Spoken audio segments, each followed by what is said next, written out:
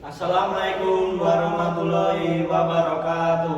Halo teman-teman, kami dari kelas 234 kelompok 2 program studi D3 Reka Medis Fakultas Ilmu Kesehatan Universitas Duta Bangsa.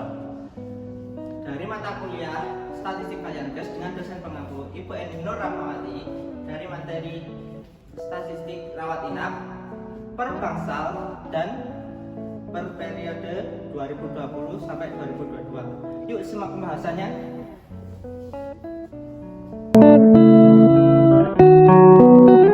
Statistik rumah sakit yaitu statistik yang menggunakan dan mengolah sumber data dari rumah sakit untuk menghasilkan informasi, fakta, dan pengetahuan berkaitan dengan pelayanan di rumah sakit. Kemudian ada 4 indikator rawat inap. Yang pertama ada BOR atau Bed Occupancy Rate, yaitu presentase penggunaan tempat tidur pada periode tertentu. Untuk rumus BOR, O per A kali 100%. Untuk standar idealnya 75 sampai 85%. Kemudian ada loss atau average length of stay, yaitu jumlah rata-rata hari dirawat pasien. Untuk rumusnya O kali T per D, standar idealnya yaitu 3 sampai 12 hari. Kemudian ada TOI atau turnover interval, yaitu jarak antara tempat tidur pasien kosong sampai terisi kembali. Rumusnya O kurangi A kali T per D. Untuk standar idealnya 1 sampai 3 hari. Kemudian ada BTO atau bed turnover, yaitu frekuensi tempat tidur yang digunakan dalam periode tertentu. Untuk rumusnya D per A dan idealnya minimal 30 kali dalam setahun. Oke, yang pertama dari Bangsal Kreativa, berikut adalah grafik dari Baber Johnson dan hasil perhitungan selama 3 tahun yaitu 2020, 2021, dan 2022 pada Bangsal Kreativa. Dilihat dari grafik Baber Johnson dan hasil perhitungan dapat diambil kesimpulan penggunaan tempat tidur pada Bangsal Kreativa pada tahun 2020, 2021, dan 2022 belum efisien. Selanjutnya terdapat grafik Baber Johnson dan hasil perhitungan selama 3 tahun pada tahun 2020, 2021, dan 2022 pada Bangsal Justisia. Dilihat dari grafik Baber Johnson dan hasil perhitungannya dapat diambil kesimpulan bahwa penggunaan tempat tidur pada Bangsal Justisia pada periode 2020, 2021, dan 2022 belum efisien.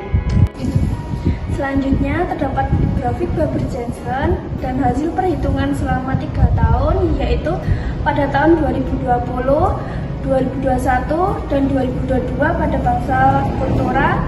Dilihat dari grafik Baber Johnson dan hasil perhitungan dapat diambil kesimpulan bahwa penggunaan tempat tidur pada Bangsal Kultura pada periode tahun 2020, 2021, dan 2022 belum efisien. Kemudian di sini ada data hasil perhitungan juga grafik Baber Johnson pada Bangsal Medika periode tahun 2020, 2021, dan 2022.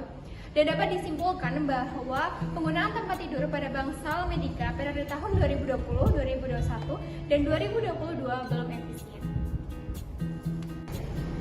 Selanjutnya terdapat grafik Baber Johnson dan hasil perhitungan selama 3 tahun yaitu pada tahun 2020, 2021, dan 2022 pada Bangsal ICU. Dilihat dari grafik Baber Johnson dan hasil perhitungan dapat diambil kesimpulan bahwa penggunaan tempat tidur pada Bangsal ICU pada periode tahun 2020, 2021, dan 2022 belum efisien.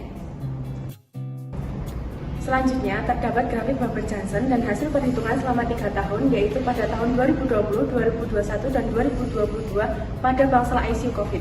Dilihat dari grafik Baber Johnson dan hasil perhitungan dapat diambil kesimpulan bahwa penggunaan tempat tidur pada Bangsal ICU COVID pada periode tahun 2020, 2021, dan 2022 belum efisien. Yang keempat, Bangsal Medika. Saran pertama yaitu menambah tempat tidur dan ruang perawatan. Yang kedua, melakukan evaluasi pelayanan kesehatan sebagai bahan perbaikan. Yang ketiga, melakukan promosi rumah sakit agar dikenal banyak masyarakat. Yang kelima yaitu Bangsal ICU. Saran yang pertama yaitu menambah tempat tidur dan ruang perawatan. Yang kedua, melakukan evaluasi pelayanan kesehatan sebagai bahan perbaikan. Yang ketiga, melakukan promosi rumah sakit agar dikenal banyak masyarakat. Dan bangsal yang keenam adalah ICU COVID.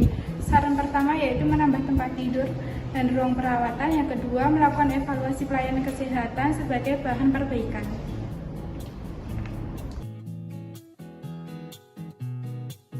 Gimana pembahasannya? Seru kan? Sekian video dari kami. Apabila ada salah kami mohon maaf. Wassalamualaikum warahmatullahi wabarakatuh. Dadah.